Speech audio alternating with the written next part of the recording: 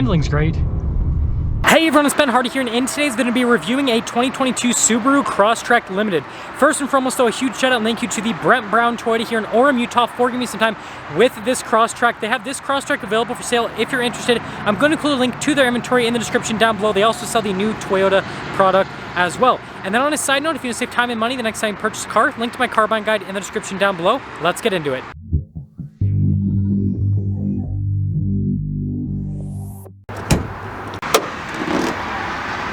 Under the hood, we have a naturally aspirated 2.5 liter flat four cylinder that goes through a CVT automatic transmission.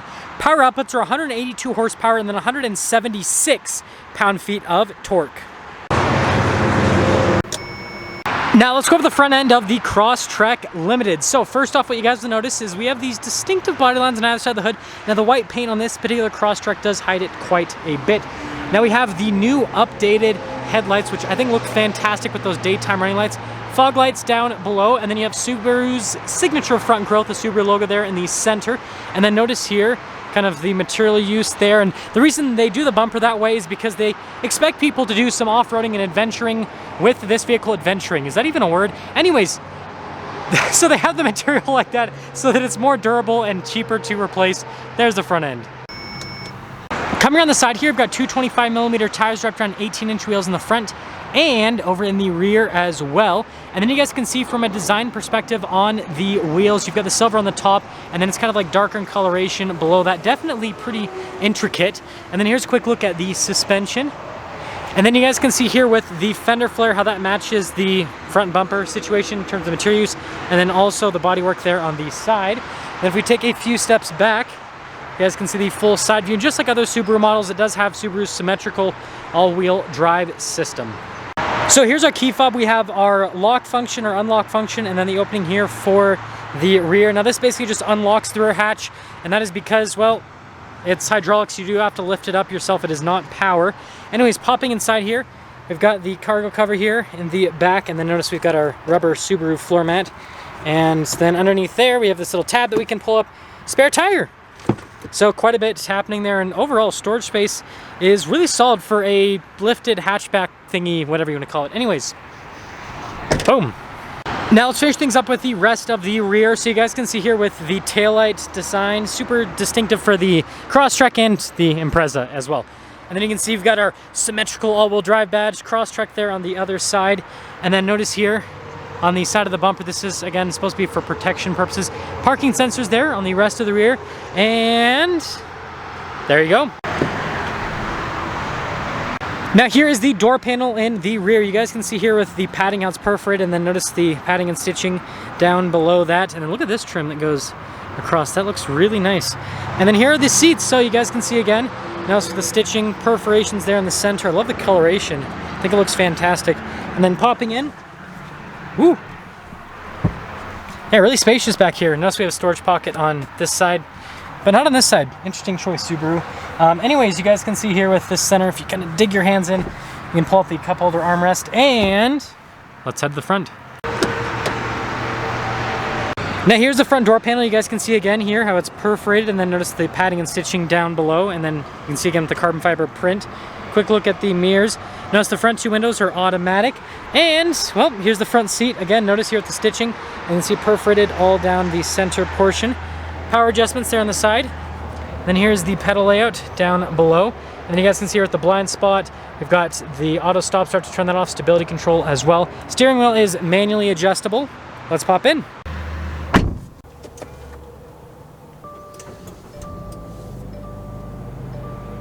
So here is the steering wheel. You guys can see here with the padding all around, and then notice the orange stitching there in the center portion. We do have adaptive cruise control as well as steering assistance. This is the drive mode select. We'll go over that in a moment. Paddle shifters for that CVT. And then you got your volume controls, phone controls, all that stuff. And this is actually for information in the center. Turn signal light stock, windshield wiper stock, and there's the steering wheel. Now here is the gauge cluster. You can see mostly analog. You do have that little screen there in the center, and like I said, you can scroll through different bits of info. Like we can see that, well, the fuel level is low currently. Also, we can change the drive mode, so we can go from our basically S mode to your I mode. So you guys can see there with the SI drive select. Really, really creative. SI drive select, S mode, I mode. Anyways, the S mode's basically kind of like your sportier driving mode, and well, that's the center. Now first off, we have this up here which shows the temperature, which the outside temperature is not accurate. This was pulled off the showroom floor. Shout out to Brent Brown Toyota for pulling off the floor for me. But you guys can see info like that at the top, then also with the climate system. Now here is the center infotainment system. So first off, if I pop it into reverse, we do have a backup camera with trajectory lines that turn with the steering wheel, and resolution on the camera is actually pretty solid. And again, remember, you do have parking sensors there. And then as for the rest of the infotainment system, you guys can see response time is pretty good with the system. Pretty self-explanatory in terms of the usability here. Oop, doesn't like to slide though. So other screens you can usually slide over the icons. This you want to be in the dead zone, I suppose. But yeah, overall I think it's a pretty good system. And then you got some shortcut buttons here at the bottom. Now this is our climate control section. We do have a single zone climate and then more of that beautiful orange stitching all over. Shifter for that CVT, and then we have our X mode. Now this is like your off-road driving mode, and notice it throws on hill descent control, it looks like, with the X mode as well, so kind of interesting. Heated seats, and then you've got some cup holders right there, and then you guys can see here with the center console, and then we have a regular parking brake. And then here's the glove box setup right there. It looks like, look at this, the person didn't even open up the original owner's manual. That is awesome. Anyways, popping up top here, just a regular roof situation, all that. And anyways, if you want the most up-to-date pricing on this Crosstrek, Brent Brown Toyota's website in the description down below. Let's drive it.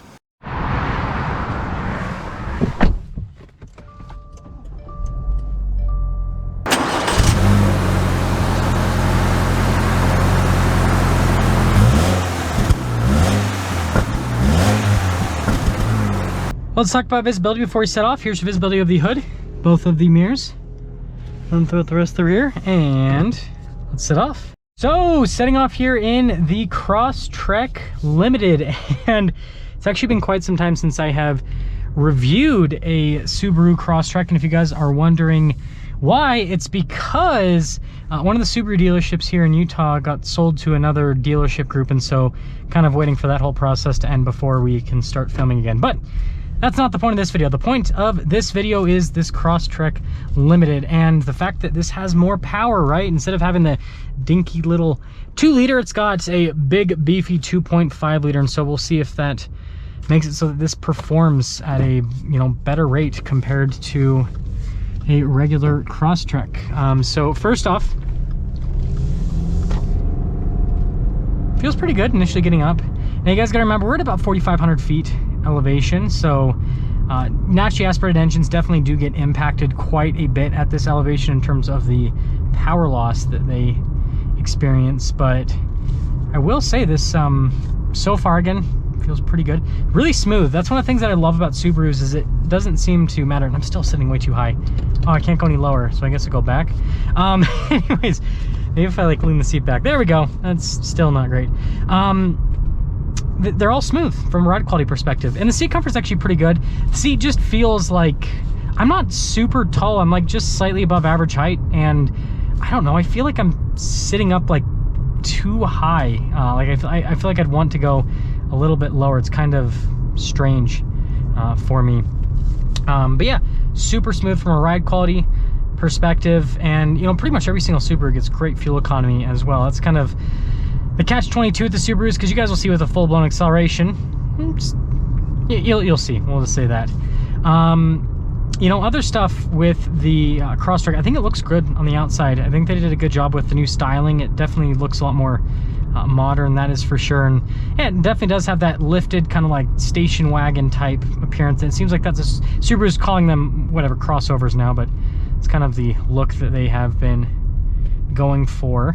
And something I do want to mention is I do feel like Subaru's improved their interiors quite substantially over the years. I feel like they just material use and the quality just feels a lot more premium. Sorry, it's my tripod. A lot more premium than it did in the past. That is for sure. Handling's great. Yeah, I mean, it's actually pretty decent from an acceleration perspective. It's actually pretty decent. It feels so like, okay, best way to describe this. The Crosstrek with the 2.0 feels gutless. This, on the other hand, it's not super quick, but it actually feels like it has power. So after driving this, I don't think that I could recommend the base engine, the Crosstrek, anymore. And if they don't have this in the Impreza already, they definitely need to add it to the Impreza. Again, I haven't reviewed Subarus for like a year at this point, so not up to date with everything. But don't worry, guys, I will get back up to date in no time. But yeah, fully summing things up here at the Crosstrek, like I said, everything looks great on the outside, drives amazingly well. I get why people absolutely love these vehicles because it's relatively inexpensive to buy. They're reliable, other than head gaskets, but that's just a Subaru thing.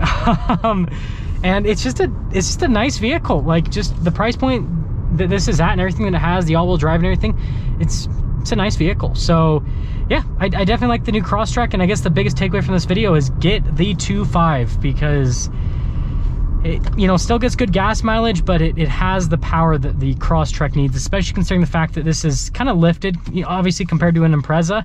And so it just, yeah, it moves with this powertrain. That's all you need to know. That's gonna sum things up for our video on this Crosstrek Limited. Again, a huge shout out and thank you to the Brent Brown Toyota here in Orem, Utah for giving me some time with the Crosstrek. Check out the inventory in the description down below. I'll see ya.